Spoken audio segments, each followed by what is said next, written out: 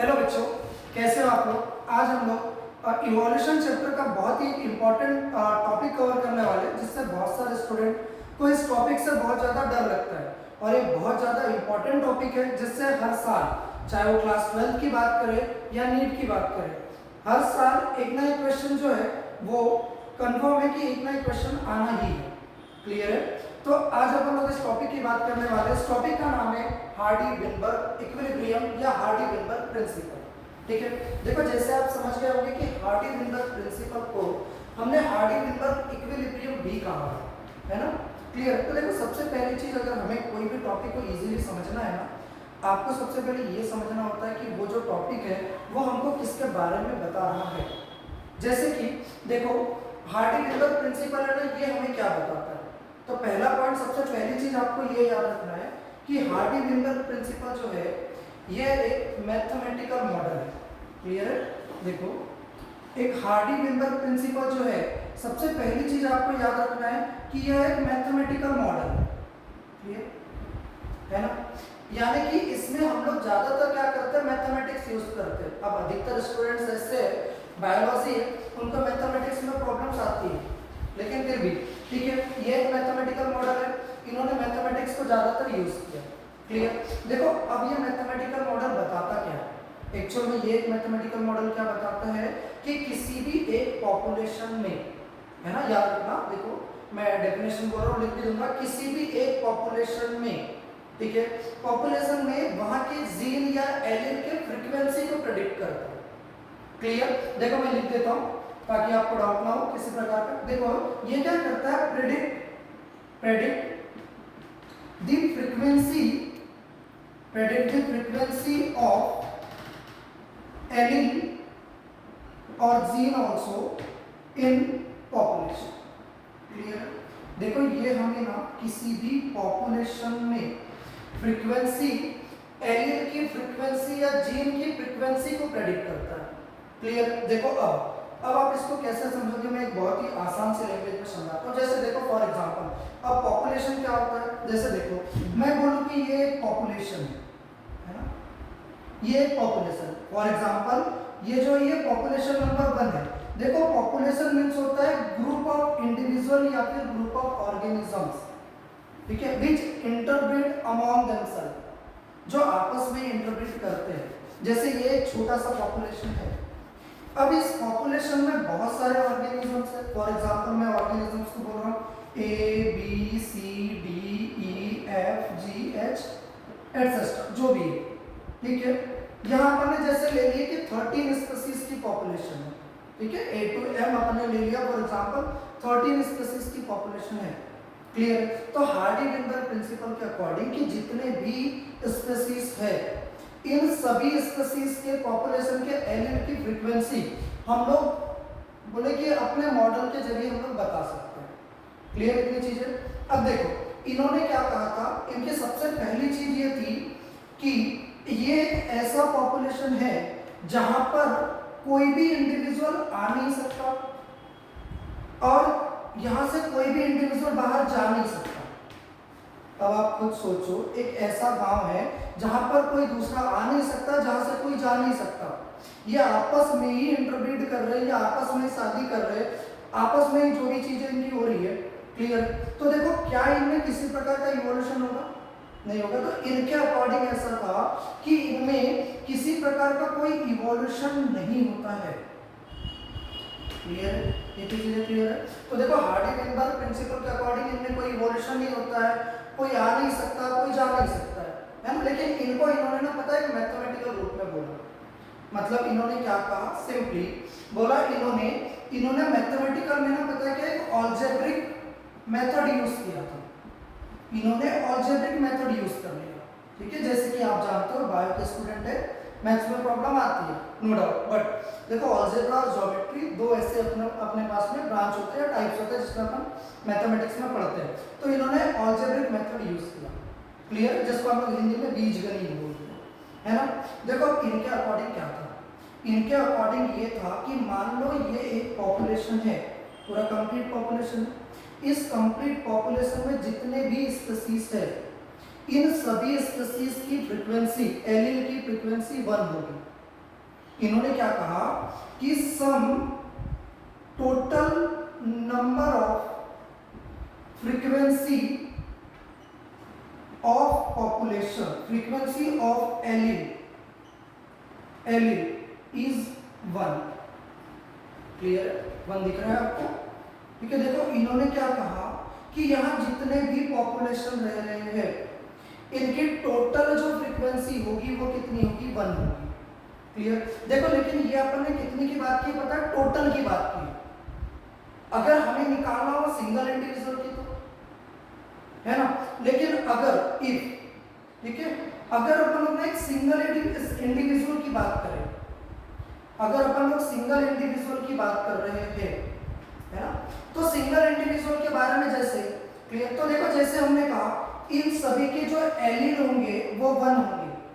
अब देखो important point ये आता है, आपने जेनेटिक्स में भी पढ़ा होगा कि एलील की अगर अपन लोग बात करते हैं तो एलील हमेशा, ठीक है, एलील हमेशा ना पता है ऑकर होते हैं पेयर में।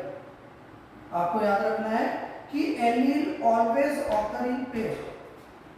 क्लियर? जैसे मैंने कहा यहाँ पर, अगर फॉर एग्जांपल मैंने बोला यहाँ पर 100 स्पीशीज है, यहाँ मैंने कहा है 100 स्पीशीज है, अब आप बताओ इनमें एलील्स कितने होंगे?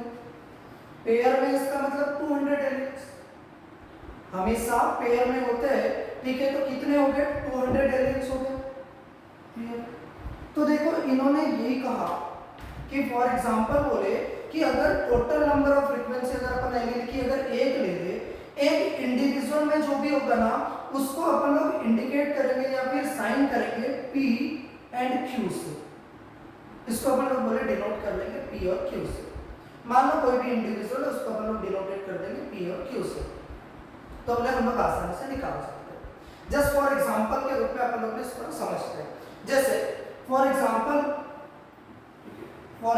ले रहे हैं अपन लोग ऐसा एक्चुअल में, जैसे ये एक पॉपुलेशन है ना, ये एक पॉपुलेशन है। अब जैसे फ्रीक्वेंसी ऑफ एलील निकालनी है अपने को, अब मैंने बोला इस पॉपुलेशन में मैं यहाँ पॉपुलेशन लिख दे रहा हूँ, ये एक पॉपुलेशन हो गया। सपोज इस पॉपुलेशन में बहुत सारे स्पीशीज है, यहाँ मैं स्पीशीज को मैं डॉट डॉट से रिप्रेजेंट कर रहा हूँ, बहुत सारे स्पीशीज है। क्लियर? इतनी चीजें क्लियर? ये बहुत सारे स्पीशीज है। अब मैंने बोला यहाँ पर जितने स्पीशीज है, अब मान लो जैसे मैं बोल रहा हूँ बर्ड्स की स्पीशीज है, अब कुछ बर्ड ऐसी भी हो सकती है जिनकी आईज का कलर ब्लैक हो सकता है, ब्लैक आई कलर हो सकता है फॉर एग्जांपल, तो मैं ब्लैक आई कलर को कैपिटल B से रिप्रेजेंट कर रहा हूं। कुछ बर्ड ऐसी भी हो सकती है जिनके आई का कलर ब्राउन हो सकता है ना, ब्राउन आई कलर हम लोगों में भी ऐसा ही होता है, किसी का ब्लैक है किसी का ब्राउन है, तो मैं ब्राउन को स्मॉल b से रिप्रेजेंट कर रहा हूं। क्लियर? देखो अब मैंने कहा for example black I colour, ये ब्लैक आई कलर एलील को रिप्रेजेंट करता है, ब्लैक आई कलर कैपिटल B है, ब्राउन आई कलर स्मॉल b है। मैंने कहा ये 100 पॉपुलेशन है, टोटल 100 स्पीशीज की पॉपुलेशन है, 100 में कुछ ब्लैक आई कलर, जैसे फॉर एग्जांपल मैं बोलूं 0.6 जो है ये ब्लैक आई कलर है। अब अगर मैं आपसे पूछूं कि ब्राउन आई कलर कितना होगा, ठीक है, फॉर एग्जांपल अगर मैं पूछूं कि ब्राउन आई कलर कितना होगा, तो देखो आपको याद रखना है कि हमने जब अपन लोग किसी सिंगल इंडिविजुअल की बात करें तो हम उसको रिप्रेजेंट करते हैं P एंड Q से, और मैंने अभी आपसे पूछा ब्राउन आई कलर एक सिंगल इंडिविजुअल की बात करें तो ये कितना होगा। तो देखो इसको निकालने के लिए आपको एक फॉर्मूला यूज करना है, ठीक है, फॉर्मूला यूज करना है, वो होता है P + Q = 1। क्लियर? इससे आप आसानी से निकाल सकते हो कि ब्राउन आई कलर जो होगा वो 0.4 होगा। क्लियर? जैसे देखो P अपन लोग कैपिटल B को लेंगे, Q अपन ने मान लो स्मॉल b को लेंगे। P दिया है हमारे पास में 0.6 प्लस Q = 1, Q 1 - 0.6 कर दो, 0.6 कर दो, आंसर आ गया आपका 0.4। ओके, तो देखो जब भी हमको एलील की फ्रीक्वेंसी निकालनी हो, ये आपके पास में PYQ में क्वेश्चंस भी है, नीट प्रीवियस ईयर में एक बार ये आपके पास क्वेश्चन आ चुका है। क्लियर? देखो जब भी आपको अगर निकालना हो फ्रीक्वेंसी ऑफ एलील अगर निकालनी हो, क्लियर, आपको याद रखना है यदि हमें एलील की फ्रीक्वेंसी निकालनी है तो आपको फॉर्मूला यूज करना है P + Q = 1। ओके, ठीक है, तो जल्दी से लिख लो और इसे नोट कर लो, ठीक है। ओके, देखो जैसे अभी अपन ने ना एलिल की फ्रीक्वेंसी निकालना अपन लोग ने सीख लिया, क्लियर। जैसे देखो मैं उसी को एक बार और आपको थोड़ा सा एक और एग्जांपल से बताता हूँ। सेम एग्जांपल्स अपन लोग लेंगे, लेकिन इनके जो विनबर्ग जो इक्विलिब्रियम है इस टर्म को समझेंगे। जैसे देखो हमने क्या बोला कि फिर से ये एक पॉपुलेशन है ना, कोई भी पॉपुलेशन नंबर 1 ले लो या कोई भी पॉपुलेशन ले, ये एक पॉपुलेशन है। इस पॉपुलेशन में बहुत सारे स्पीसीज है, क्लियर। इस पॉपुलेशन में बहुत सारे नंबर ऑफ स्पीसीज है, ठीक है, नंबर ऑफ स्पीसीज है। ओके, देखो क्या हुआ इफ अगर मान लो कि देखो जैसे सबसे पहले हमने कहा कि कोई ब्लैक आई कलर है, ब्लैक आई कलर के स्पीसीज है ना, एलिल ब्लैक आई कलर है, कैपिटल बी है, और कुछ है जो कि ब्राउन आई कलर है, ब्राउन आई कलर है, ठीक है। जैसे देखो ब्राउन आई कलर में स्मॉल बी, ओके। मैंने क्या कहा, मान लो ब्लैक आई कलर कितना है 0.4 है या 0.6 जो भी, तो देखो ब्राउन आई कलर अगर ये 0.4 है तो ये कितना हो जाएगा 0.6, जस्ट अभी आपने निकाला था, ये कितना होगा 0.6 होगा। मान लो ये फर्स्ट जनरेशन में है या फिर ये क्या है पेरेंट की फ्रीक्वेंसी है, ठीक है। इसको अगर मैं बोल दूं पेरेंटल फ्रीक्वेंसी है, ठीक है, ये पेरेंटल फ्रीक्वेंसी है, क्लियर। अब सोचो आप इमेजिन करो ये आपस में ही अगर इंटरब्रीड करे, ठीक है, आपस में ही अगर इनमें ना इंटरब्रीड हो रहा है, और इंटरब्रीड के बाद जब इनकी चाइल्ड की फ्रीक्वेंसी आएगी या प्रोजेनी फ्रीक्वेंसी हम जिसे बोल सकते हैं, अगर प्रोजेनी फ्रीक्वेंसी हमें सेम ऑप्टेन हो रही है, प्रोजेनी फ्रीक्वेंसी भी हमें सेम ऑप्टेन हो रही है, मींस यहाँ पर भी ब्लैक आई कलर जो है वो 0.4 है और ब्राउन आई कलर जो है वो 0.6 है। देखो फर्स्ट जनरेशन सेकंड जनरेशन दोनों जनरेशन में सेम है, तो मैं बोल सकता हूं कि ये सभी के सभी कैसे है एट इक्विलिब्रियम पे है, क्योंकि आपने इक्विलिब्रियम केमिस्ट्री में पढ़ रखा है ना। नॉर्मली हम लोग बोलते हैं कि ऊपर से नल चालू रख दे, एक बकेट में पानी बह रहा है और नीचे से फिर से अपन लोग उतना ही अगर वहां जो भी कैप लगा होता है वो ओपन रख दे, पानी आ तो रहा है लेकिन जा रहा है, मतलब बीच में बकेट में पानी इक्विलिब्रियम पे है, क्लियर। कोई चेंजेस इसमें नहीं हो रहा, ये स्टेट में स्टेबल है, मींस हार्डी-विनबर्ग प्रिंसिपल के अकॉर्डिंग जो एलिल होती है, जो एलिल होता है ना, एलिल कैसा होता है कांस्टेंट होता है, एलिल कैसा होगा कांस्टेंट होगा, इक्विलिब्रियम पे होगा।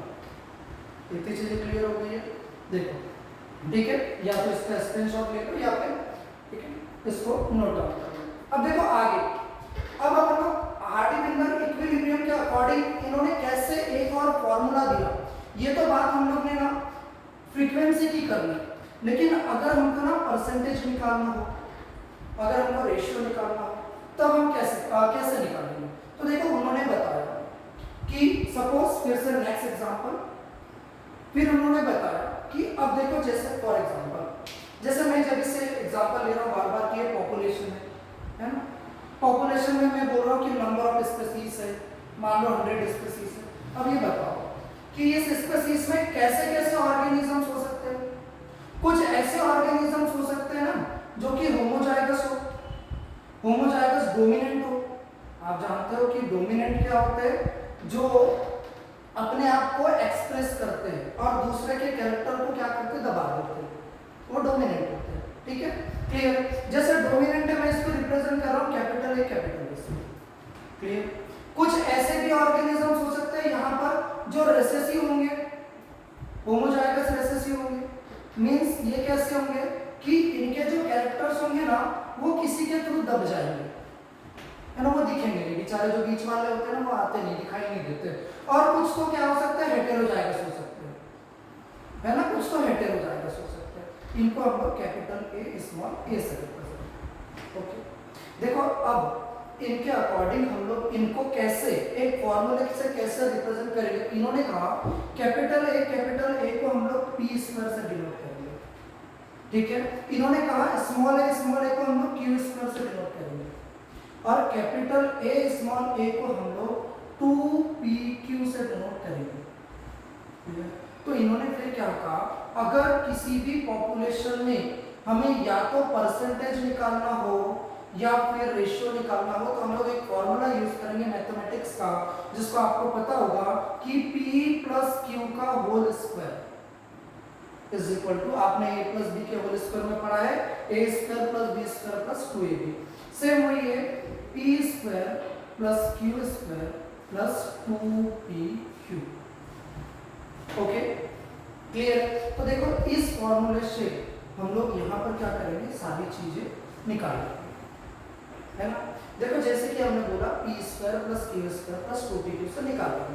जैसे फॉर एग्जांपल आपके पास में क्वेश्चन है, मैं नॉर्मल ऐसा क्वेश्चन ले रहा हूँ, आपके पास में क्वेश्चन है जहां पर बोला गया है कि एक पॉपुलेशन है, एक दिया गया पॉपुलेशन है, गिवन पॉपुलेशन है, एक गिवन पॉपुलेशन है, नॉर्मली एक गिवन पॉपुलेशन है जिसमें आपको बोला है कि जो होमोजाइगस डोमिनेंट है, ठीक है, आपके पास में गिवन है homozygous dominant means capital A, आपके पास में गिवन है कि होमोजाइगस डोमिनेंट 0.4 है फॉर एग्जांपल, और अब आपको बोला है कि आपको निकालना है होमोजाइगस रिसेसिव एंड आपको निकालना है हेटेरोजाइगस। क्लियर? अब आपको ना फाइंड क्या क्या करना है, जैसे आपके पास में फाइंड करना है homozygous recessive, homozygous recessive find out करना है, होमोजाइगस रिसेसिव फाइंड आउट करना है, या फिर आपको फाइंड करना है heterozygous, heterozygous, heterozygous find out करना है। ठीक है, तो देखो अभी हमने जस्ट फाइंड आउट किया था, सेम अभी जस्ट आपके इसके पहले हम लोग ने फाइंड आउट किया था एलियंस में। ठीक है, आप इस क्वेश्चन को आप होमवर्क में रखें, ठीक है, इसके बारे में आप लोग नेक्स्ट क्लास में करेंगे। ठीक है, इसके आगे आप लोग चलते हैं। ठीक है, बहुत इजी क्वेश्चन है, पीवाई प्रीवियस ईयर में आ चुका है, आपको मिल जाएगा, ये क्वेश्चन आपको करना है। ठीक है, ओके, देखो अब हमारा नेक्स्ट टॉपिक है factor affecting Hardy-Weinberg, factor affecting Hardy-Weinberg equilibrium, Hardy-Weinberg equilibrium. ठीक है, देखो पता है हम लोग ने क्या बोला, हार्डी-वेनबर्ग ने क्या कहा था कि बोले इन्होंने उस पॉपुलेशन की बात किया था, जैसे एक पॉपुलेशन है, इन्होंने किस पॉपुलेशन की बात किया था कि ये एक ऐसा पॉपुलेशन है जिसमें कोई आ नहीं सकता, जहां से कोई जा नहीं सकता, जहां पर किसी प्रकार का कोई इवोल्यूशन नहीं हुआ है, नो इवोल्यूशन, सिंपली आपको याद रखना, नो इवोल्यूशन, है ना। तो बोले इनमें किसी प्रकार का कोई इवोल्यूशन नहीं होगा, लेकिन इसमें जब कुछ ऐसे फैक्टर्स होंगे जिसके कारण इनमें इवोल्यूशन हो सकता है और मेरा जो प्रिंसिपल है वो फेल हो सकता है। अब ये कौन कौन से इवोल्यूशन है, जैसे कि इनमें हो सकता है, ये कब हो सकता है, ठीक है, व्हेन कब हो जाएगा, जब पता है क्या नॉन रैंडम अगर मैटिंग हो जाए, है ना, नॉन रैंडम अगर मैटिंग हो जाए, ठीक है, तो इनमें किसी प्रकार का चेंजेस हो सकता है। देखो नॉन रैंडम मैटिंग मींस जैसे फॉर एग्जांपल, अब देखो ये पॉपुलेशन है, हमने क्या बोला कि ये आपस में ही इंटरब्रीड करेंगे, है ना। जैसे अब ये हमारे जैसे अब नॉर्मली हम ऐसा तो करते नहीं है ना कि मॉर्निंग में उठे अपन लोग घर से निकले, बीच में रास्ते में ऑटो वाले से शादी कर लिया अपने, ऐसा नहीं होता ना, इससे फ्रीक्वेंसी में चेंजेस आते हैं, है ना। तो देखो ये नॉन रैंडम मैटिंग अगर हो, ठीक है, तो इनमें चेंजेस हो सकते हैं, या तो अगर इफ पॉपुलेशन अगर इंक्रीज हो जाए, नॉर्मली पॉपुलेशन इंक्रीज हो जाए तो क्या हो सकता है कि इनमें चेंजेस हो सकते हैं, लेकिन इनके लिए ऐसे ही कुछ ना मेन फैक्टर्स थे, ठीक है। जैसे 2024 में भी क्वेश्चन आया नीट में कि कुछ मेन फैक्टर्स हैं जो कि ना अफेक्ट करते हैं हार्डी-वेनबर्ग प्रिंसिपल को, जिनके बारे में अपने को एक एक करके बातें करनी। जैसे फॉर एग्जांपल सबसे पहला है जीन फ्लो, सबसे पहला जीन फ्लो या जीन माइग्रेशन भी बोल सकते हैं, फ्लो का मतलब होता है माइग्रेट करना और जीन माइग्रेट, जीन फ्लो या जीन माइग्रेट। दूसरा है जेनेटिक ड्रिफ्ट, दूसरा है genetic drift, clear, genetic drift, इसके बारे में एक एक करके अपन लोग अभी बात करेंगे। तीसरा है जेनेटिक रिकॉम्बिनेशन, तीसरा है जेनेटिक रिकॉम्बिनेशन, क्लियर, और चौथा है mutation and fifth one is natural selection, and fifth one is natural selection. Okay, देखो ये कुछ 5 फैक्टर्स ऐसे हैं जो हार्डी-विनबर्ग प्रिंसिपल को ठीक है अफेक्ट करते हैं। ये चीजें क्लियर? देखो अपन लोग यहाँ पर एक एक करके बातें करते हैं, जिसमें सबसे पहले अपन लोग बात करते हैं जीन फ्लो की, राइट?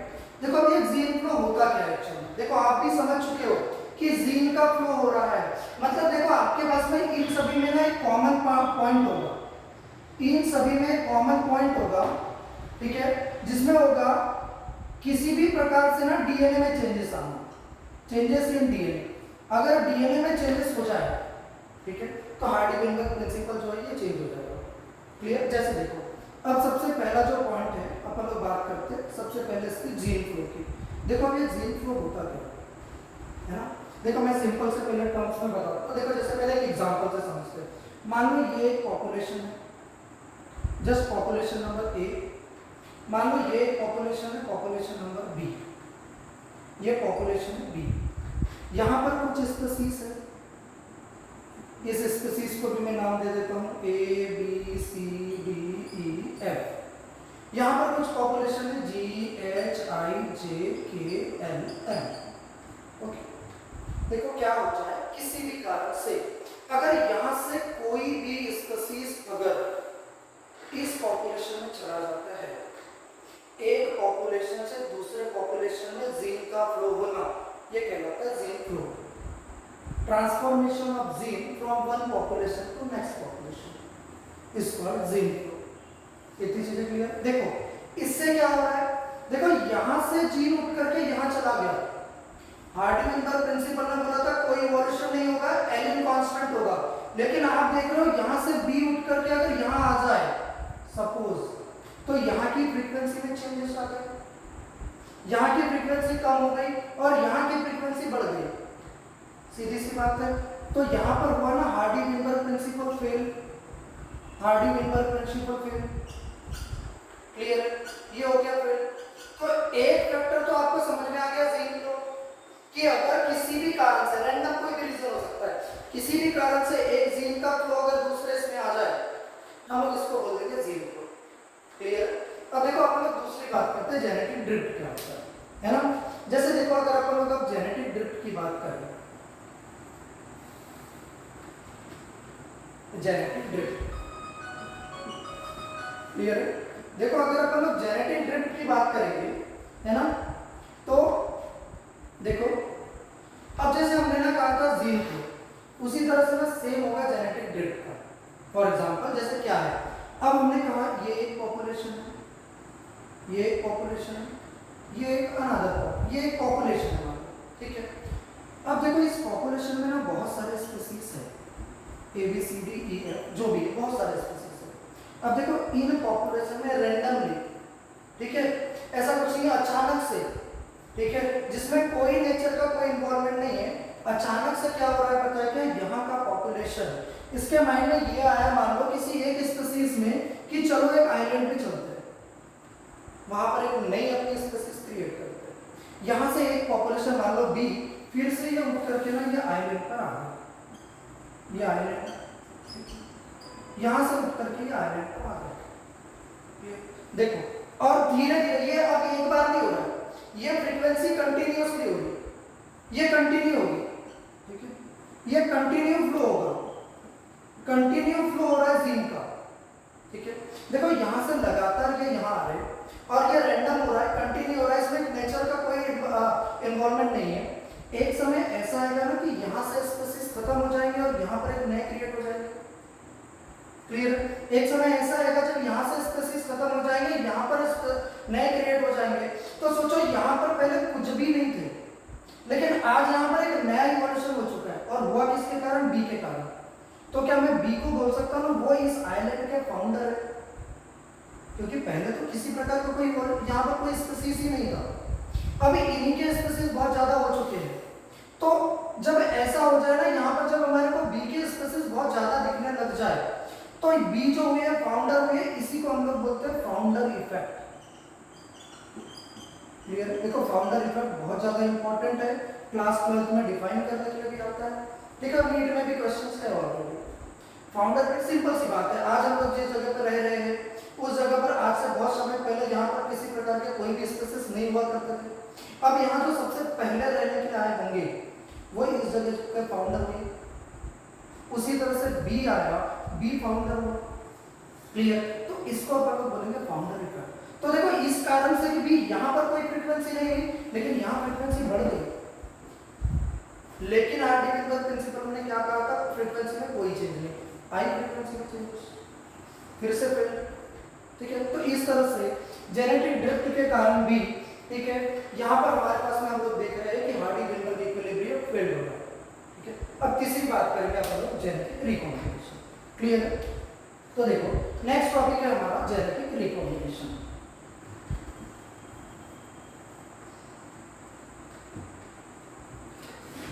देखो आपको इसको ध्यान से पढ़ना है, बहुत ज्यादा इंपॉर्टेंट है। मैं आपसे फिर से बोल रहा हूँ, ठीक है, नीट के पॉइंट ऑफ व्यू से भी और क्लास 12 के भी पॉइंट ऑफ व्यू से ये जो टॉपिक है बहुत ज्यादा इंपॉर्टेंट है। ठीक है, आपके पास में क्वेश्चंस आते हैं कि ऐसा कौन से फैक्टर्स है जो हार्डी विल्बर इक्विलिब्रियम को अफेक्ट नहीं करते, ये सभी के सभी अफेक्ट करते हैं। इसके अलावा अगर कोई भी ऑप्शन हो तो वो अफेक्ट नहीं करेंगे। क्लियर है? देखो अब बात करते हैं हम लोग जेनेटिक रिकॉम्बिनेशन। एक्चुअल में रिकॉम्बिनेशन टर्म आपने ना क्लास 11 का एक चैप्टर पढ़ा है, cell cycle and cell division. वहां पर आपके पास में है कि रिकॉम्बिनेशन मींस होता है एक्सचेंज, जीन का एक्सचेंज, या फिर आपने पढ़ा है क्रॉसिंग ओवर। ठीक है, देखो क्रॉसिंग ओवर मींस होता है exchange of gene. Crossing gene का एक्सचेंज होता है ना, वो जेनेटिक रिकॉम्बिनेशन। तो देखो क्या होता है एक्चुअल में, जैसे ये मैं बोलूं कि ये क्रोमोसोम है ना, क्रोमोसोम पे हमेशा यहाँ पर ना कुछ लिंकेज ग्रुप होते हैं, यहाँ कुछ लिंकेज ग्रुप है। सपोज देखो जब इनमें ना एक्सचेंज होता है, जब इनमें एक्सचेंज होता है, क्लियर, तो पता है इनमें कभी भी ये फ्रीली जो है वो एक्सचेंज नहीं कर पाते। हमेशा जब भी एक जनरेशन से दूसरे जनरेशन में जाएंगे तो एज इट इज जाएंगे, लेकिन कभी किसी भी कारण से, इनको अपन लोग बोलते हैं लिंकेज ग्रुप, लेकिन कभी भी किसी कारण से अगर इनमें, ठीक है, एक्सचेंज हो जाए, ठीक है, तो फिर से हार्डी विल्बर इक्विलिब्रियम फेल हो जाएगा, क्योंकि इस कारण से फिर से डीएनए में चेंजेस आ गए। आपको सिंपल से याद रखना, वो कोई भी रीजन जो डीएनए को चेंज कर दे वो हार्डी विल्बर इक्विलिब्रियम को फेल करता है। क्लियर? तो ये हो गया जेनेटिक रिकॉम्बिनेशन। अब देखो नेक्स्ट है हमारे पास में म्यूटेशन, है ना। आप जानते हो म्यूटेशन बहुत स्लो प्रोसेस है। ठीक है, नेक्स्ट है अपने पास में म्यूटेशन। देखो आप जानते हो कि म्यूटेशन जो है बहुत स्लो प्रोसेस है ना, लेकिन म्यूटेशन से भी तो चेंजेस होते हैं ना डीएनए में, चेंजेस इन डीएनए या जीन, डीएनए में या जीन में किसी भी रीजन से अगर चेंजेस होना, उसको अपन लोग क्या बोल देंगे कि वो हार्डी विल्बर इक्विलिब्रियम को फेल करता है। अब ये म्यूटेशन कॉज कैसे होता है, तो म्यूटेशन को कॉज करने वाले को हम लोग बोलते हैं म्यूटाजन। जो म्यूटेशन कॉज करता है उसको हम लोग बोलते हैं म्यूटाजन। अब ये कॉज करने वाले कुछ भी हो सकते हैं, जैसे कि अल्ट्रावायलेट रेज है, लेकिन कुछ केमिकल्स हैं, कुछ केमिकल्स के कारण भी म्यूटेशन होता है, इटीसी। ओके, अब देखो नेचुरल सिलेक्शन का तो क्या ही कहना, डार्विन ने बहुत अच्छे से बताया था कि नेचुरल सिलेक्शन क्या होता है कि नेचर जिसको सिलेक्ट कर ले वो क्या होता है, वो नेचुरली सिलेक्टेड होता है। क्लियर? फॉर एग्जांपल जैसे आज हम लोग है ना, आज बहुत सारी स्पीशीज है यहाँ पर, ठीक है, अब जो नेचर के थ्रू सिलेक्टेड होगी वो नेचुरली सिलेक्टेड होंगे, और जो कुछ ऐसी स्पीशीज है जो आज हम लोग देख रहे हैं, धीरे धीरे स्पीशीज जो है वो कैसी होती जा रही है, एक्सटेंट होती जा रही है, विलुप्त होती जा रही है। बहुत सारी स्पीशीज ऐसी जो नहीं दिखाई दे रही आजकल, हमें बर्ड्स कहाँ दिखाई देते हैं, बहुत कम दिखाई देते हैं, तो धीरे धीरे क्या होते जा रहा है, वो एक्सटेंट हो रहे हैं। तो देखो आपके पास में ना एक ग्राफ है, आपके पास में नेचुरल सिलेक्शन को लेकर के बुक में कुछ ग्राफ दिए हुए हैं, जैसे कि है ना, एक ग्राफ है जो कि स्टैटिक्स को बताता है, एक ग्राफ है जो कि नैरो को दिखाता है, ठीक है, एक ग्राफ है जो कि आपको डिस्ट्रप्टिव को बताता है। क्लियर? ये क्या है, नेचुरल सिलेक्शन के कारण होने वाले कुछ चेंजेस को शो करता है। क्लियर? ओके, आई होप कि आपको ये सभी कुछ समझ में आया होगा। ठीक है, अगर कोई भी आपको डाउट हो तो आप कमेंट में पूछ सकते हो। Thank you so much.